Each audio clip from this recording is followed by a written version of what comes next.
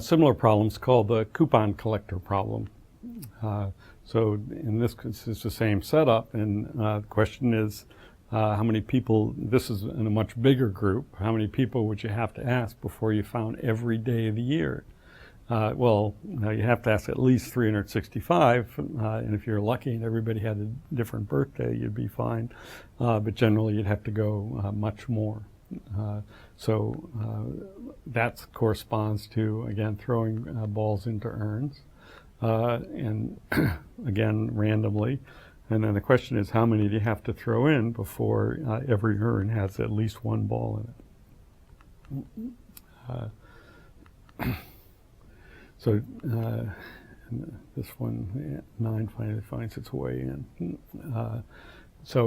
Generally, it'd be much more than the number of urns. The question is, how long until each urn has at least one ball in it? And this comes from, I don't know what the rage is lately, say baseball cards or magic cards, or Charlie and the Chocolate Factory cards. How many of the different ones you have to collect before you get every possible coupon? That's the same problem. There's M different types, and when you get one, it's random. How many do you have to get before you get them all? And there's actually plenty of practical applications where we want to know the answer to this problem as well. I have a 20-sided die. This is, again, just another illustration. You keep rolling the die, and every time you get a new value, you check off the value. And so how many times you're going to have to roll the die. So because of the birthday problem, after not too many rolls, you get a repeat. So not new, and then after a while you start to get plenty of repeats. But the question is, how many times do you have to roll it until you get all possible values? So in this case, now we're still looking for just 2 more possibilities. Finally we get to 4, and then after 37 rolls we have all possibilities for a 20-sided die. So in general, if given M, how many times you have to roll till you get all different M values? That's the coupon collector problem. Now, with classical probability, this problem is actually not too difficult. And so I'll give the classical analysis. Actually, the analytic combinatorics is more complicated than this. But it's still worth doing because the classical analysis just gives the average. And if you want to study variance of the problem or other properties of the distribution, you're going to need the structure that we get from analytic combinatorics. But anyway, here's the classical analysis. So first thing is the probability that you need more than j rolls to get the k plus first coupon is k over m to the j. Now that's a probability that the first j rolls are all the same, from the same k values. So again, just adding those up in the same way, the expected number of rolls to get the k plus first coupon is just summing that, which is 1 over 1 minus k over m, which is the same as m over m minus k. So that's for the k plus first coupon. That's the expected number of rolls to get the k plus first coupon.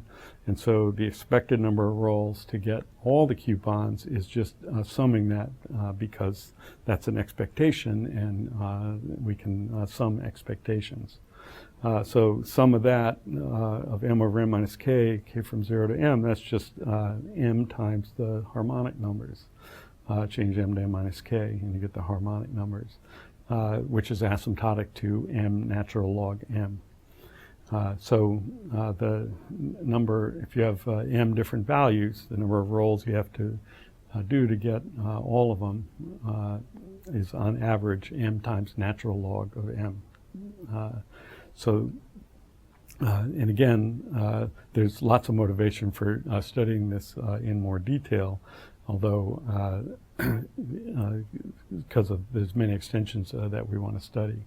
So I'll show you how this happens with analytic combinatorics, although really the motivation for this is much more interesting when we look at variations later on. So start out the same way as we did for the birthday problem. Coupon collector sequence is an M word that has no empty set, or it's a string that uses all the letters in the alphabet. So how many coupon collector sequences are there? For example, for m equals 26, that's one that uses all the letters of the alphabet, well-known one. For m equals 5, there's an example, so no empty sets. So again, we set it up the same way as we did before with using exponential generating functions. Treat it as a labeled set.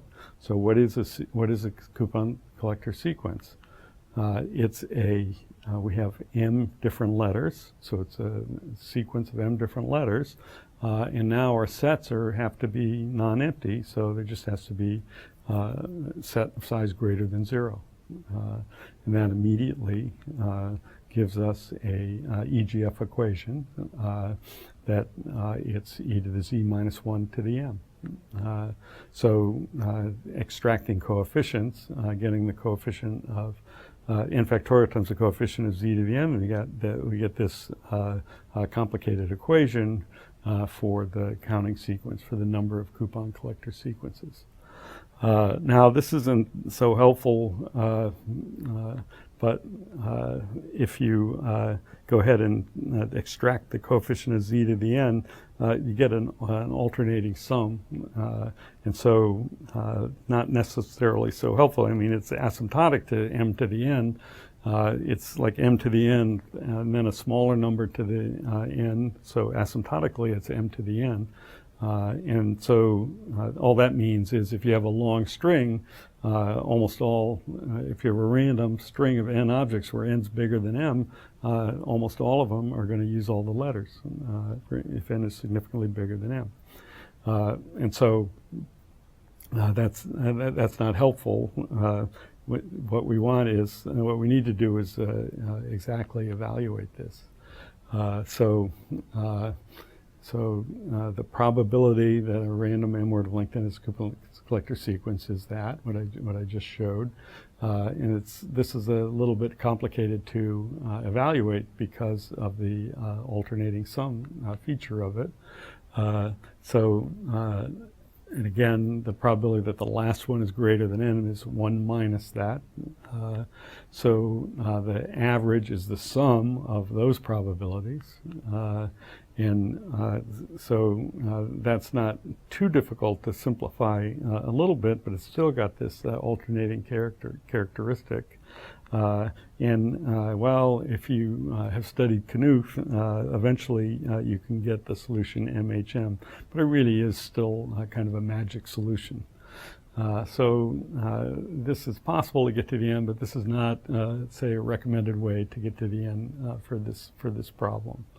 When we look later on at generalizations and asymptotic methods in the second part of the course, we'll kind of see why this happens. But for the elementary derivation, this one doesn't work.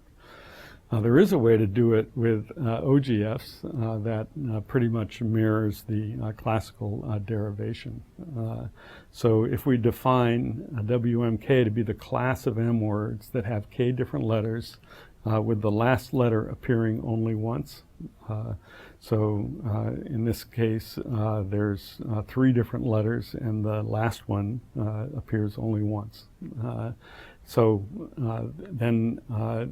have an OGF for those, and then we can actually make a probability generating function just by evaluating that at z over m. Then if you differentiate that probability generating function and evaluate it at z equals 1, you get the mean wait time for k coupons. So that's pretty simple generating function manipulations. And so what we'll do on the next slide is use a combinatorial construction to get an equation for the generating function and then perform this operation to give us a solution. So here's the construction. So if we have m words with k different letters, the last letter appearing only once, so either it's the last letter is one of the letters that's already used, or it's a new letter, and that's what leads to that construction. And then that construction immediately translates to this generating function equation, which I won't read out. And then evaluate at z over m to get the probability generating function. Differentiate and evaluate at 1, then we get a recurrence relation for the thing that we're looking at, the wait time for k coupons, and that leads us to the same sum that we got in the elementary derivation, which is going to lead to, again, the end result. So definitely the classical derivation is the best way to get the average, but the structure here can be used to solve more complicated problems. And our answer in practice is if you know how many different baseball cards there are, multiply by the log of that, that's how many you're going to have to look for to get every possible coupon. So for a 20-sided die, it's about 60. Or an application is maybe testing pages in a memory. You do it by having a program randomly access the pages. Maybe you want to be sure that the test hits every page. Then you can figure out, you can take, if m is 1,000,000, then it's going to take you about 1,000,000 times natural log of 1,000,000, which is about 14.5 million steps to test every page. That's an example of an application in the real world. It's a well-known phenomenon that has lots of applications, and that's the combinatorics of the coupon collector problem. There is a combinatorial concept called a surjection that does really need analytic combinatorics to study.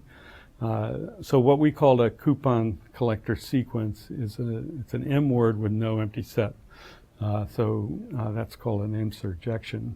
But there's a more general thing, which is just a word that is an M surjection for some M, and that appears in lots of applications. So, so that is either it uses just one letter, or it uses 2 letters but without leaving any out, or it uses 3 letters without leaving any out. And this is a combinatorial object that's well defined and easily handled with the symbolic method. So this is what we did for M surjections. It's a sequence of non-empty sets, e to z minus 1 to the m. And we could get asymptotics for that. For surjections, it's not a sequence of size m, it's a sequence of any length. So that gives 1 over 1 minus e to the z minus 1. So a set of non-empty sets is e to z minus 1. A sequence is 1 over 1 minus. So that's 1 over 2 minus e to the z. And so how many surjections are there of length n asymptotically? Well, we'll see that this is best handled with complex asymptotics, but it's n factorial over 2 log 2 to the n plus 1. So that's a classical example in combinatorics that's related to the coupon collector problem. And we'll see this coming up in more detailed studies in part 2. So that's the coupon collector problem. And next we'll go on to applications in computer science.